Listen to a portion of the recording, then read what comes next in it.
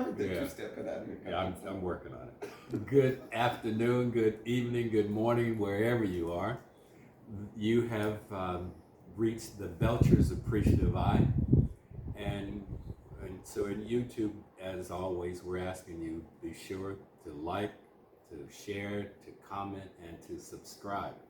Um, Today's a treat. We are in Alameda, California, visiting our close, dear, and wonderful, and all of that. Our Sister. sister, Dr. Linda Ricketts. All right, so Grindig had the idea that, okay, since we're here, and since we have such a history with Linda, we should be interviewing her also. Naturally, I had a problem with that, but I was overruled. Because Because what? your problem was because of doing Because I didn't want to do the it. video, not because of me. No, no. So we finally made it. But Linda was, if those of you who have had a chance to see some of our previous work, we talked about people asking questions. Linda was kind enough to send us a list of questions to say this, and this. So maybe you can ask those questions too while we're here. You have to remind me. Yeah, well, we're reaching that point. Okay. So the idea was to have some fun, to learn a little something, and as always, we're trying to get different perspectives on our move to Ghana. And Linda provides a unique one because of our studies and our history together over the last, Ooh, don't even say the number. 35 years? Yeah. 40?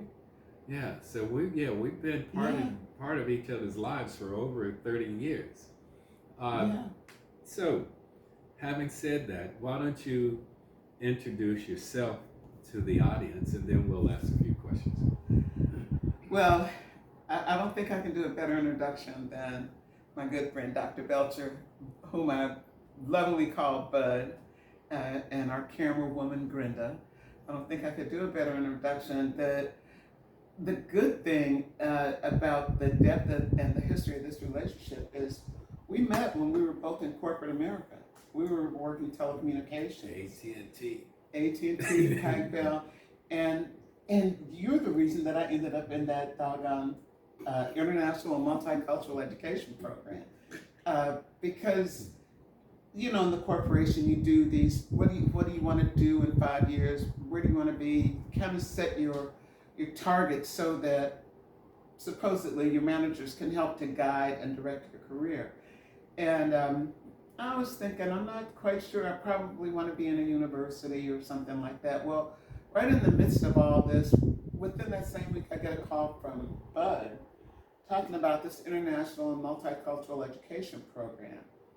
And I had spoken with Dr. Anita DeFrance, the late, great Dr. Anita DeFrance, who was the chairman of the IME department at that time. And I thought, I'm not sure that I want to get a doctorate. You know, I already got a master's, I got my telecommunications career going. But then talking with you, and you were sharing with me what this international and multicultural education curriculum was like. And it sounded so interesting and fascinating. And so I signed up. You know, I went through the tuition assistance program. Thank you, AT&T. Paid for my doctorate through the education program. I encourage anybody who's working, if your company offers you a tuition assistance program, you should take advantage of it. But that's how I got into that program of study, and then you and Gail and I formed a study group. Anybody who's going to college in a post secondary program of any type or any program, I encourage you to do a study group, because that's where our friendship really melded. And I essentially became a part of your family. I watched the kids grow up. I sat at the table through many holidays because, you know, when you're studying, when you're doing that kind of work, you don't really have weekends or holidays. You have more study days. So our study group became family, and I was fortunate enough to become a part of the extended family of Bud and Brenda and all the kids. And Brenda would have to snap me back because we talking ideas and how do you want the dissertation to go, and Brenda would be making food for us, you, Gail, and I, and she said, all right, Brenda, focus. So it really, it endeared us to one another. And as a result of being in that program, I ended up with a fellowship that took me to live in Cote d'Ivoire. How long were you there? I was there for about 8 months.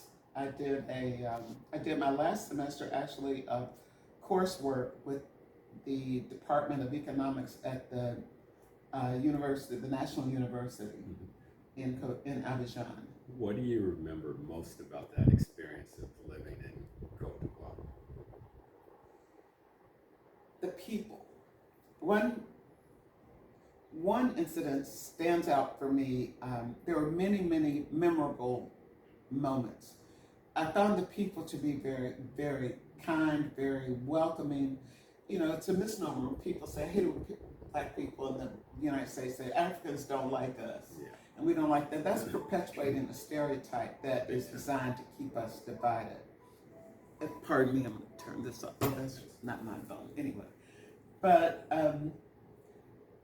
in class, and everything was conducted in French, all my coursework and all that. And the first day of class, the teacher had us to introduce ourselves and say where we were from. Who are you? What's your name? And qu'est-ce que tu pays? What is your country?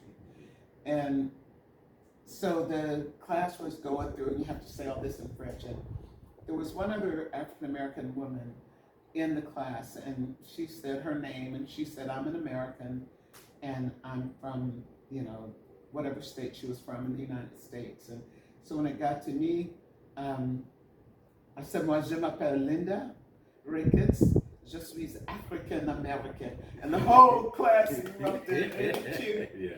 And so that was very endearing. That just, that took me to a new place in terms of my position in that class, because then people were anxious to help not just me but her as well, the other African American woman, and we just melded. There was another incident. There were a lot of street children in Abidjan, at least there were at that time. Families that move in from the rural areas into the cities come in looking for work, but their skills are agricultural. So in the cities, there's not agricultural work. And at the time, boy children were pretty much kind of released to make it on their own. So there were a lot of young boys working the street, and a lot of people working the street, hustling, doing whatever they can do to make money. You park in your car, and all of a sudden somebody starts directing you, and next thing you know, they want un cadeau. They want a gift. They want to get paid. And I'm like, I found this parking space on but my professor said, no, this is the way people make a living. It's no different from the people in New York that jump out at an intersection and clean your windows.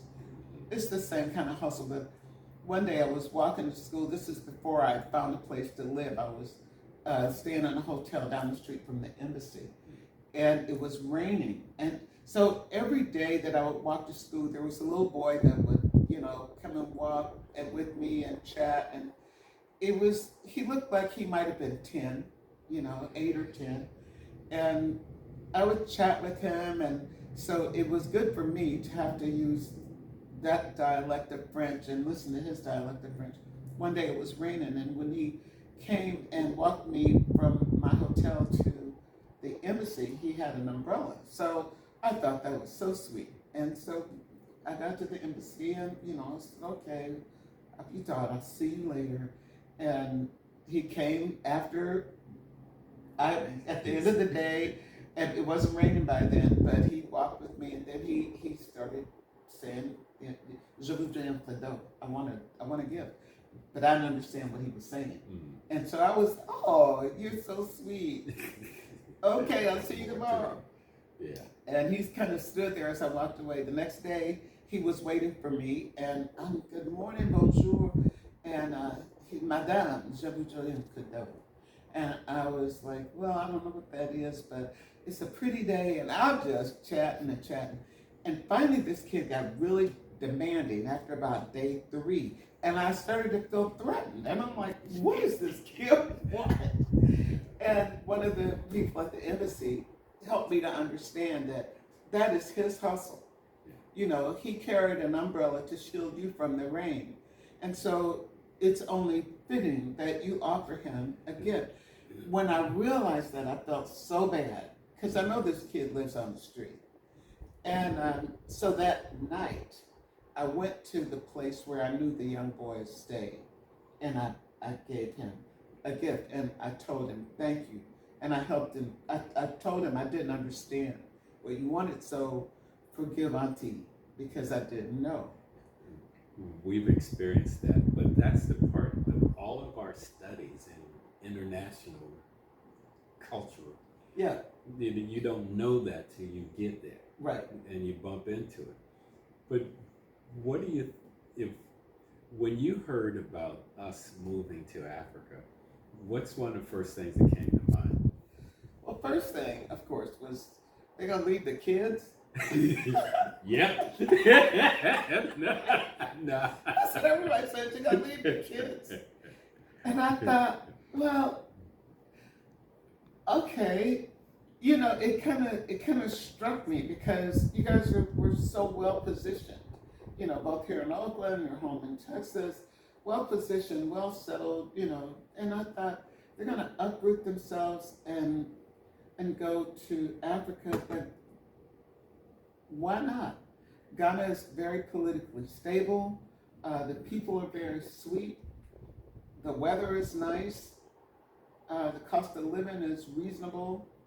The society is, you know, not at all violent. I mean, but I thought that's a long way away, and we're older, you know. So I'm thinking, what about that? I think that was the first thing I asked you. What about healthcare? Yeah. You know. And when we, one of the questions that you had asked us in your message to us was the impact of, you know, what do the kids think and that kind of thing. And it followed up, Monique had been, or was it Monique? One of our grown kids was thinking similar things. And we sat down and talked to the four adult children, 2 of their spouses and 1 of the grandchildren. Mm-hmm. And they were talking about the impact on them was just the idea of not having us immediately there. But they were pleased that we had taken care of our health prior to going and since we've been there. So that put them at ease a little bit. Yes. And we're able to also share with them that Ghana does have a very reasonable healthcare establishment. Yeah. And if we need it, we can get there. There's pharmacies everywhere in there. And they offer more in their pharmacy than what we might hear. Right. Because here, so much has to be prescription. Right. It's not necessarily the case there from what I've seen. So what we're trying to do is to share with them, you know, come over, see for yourself. We're blessed that our 3 grown daughters are kind of, keep wanting to call them girls. Our daughters are coming over this fall, and so they'll get a chance to see for themselves too. Yeah. But just when you've heard, when you hear us talk about Ghana, what do you see? What do you sense in our conversation? Well, excitement and joy are the 2 words that stand out. So the whole sense of adventure, the fact that you guys did a lot of research before you went, I think is really, really important. And I just can't get over how relaxed and happy you sounded. And today I'm seeing you for the first time since you went there. I'm overjoyed. You look healthy, you look happy, and you look a little bit younger. I don't know how that happened. Woo! Thank you, Donna. Thank you. But for those of you watching, we're getting hand signals from the camera person over here that we need to begin to do this. Yeah, but we wanted to make sure that we had a chance. Say it. It's part one. Cut. All right. What the camera person is telling us is that we need to make this a part one and a part two. So let's call this the end of part one. As always, remember, please like, comment, share, and subscribe. You're on the Belcher's Appreciative Eye from YouTube. Woo!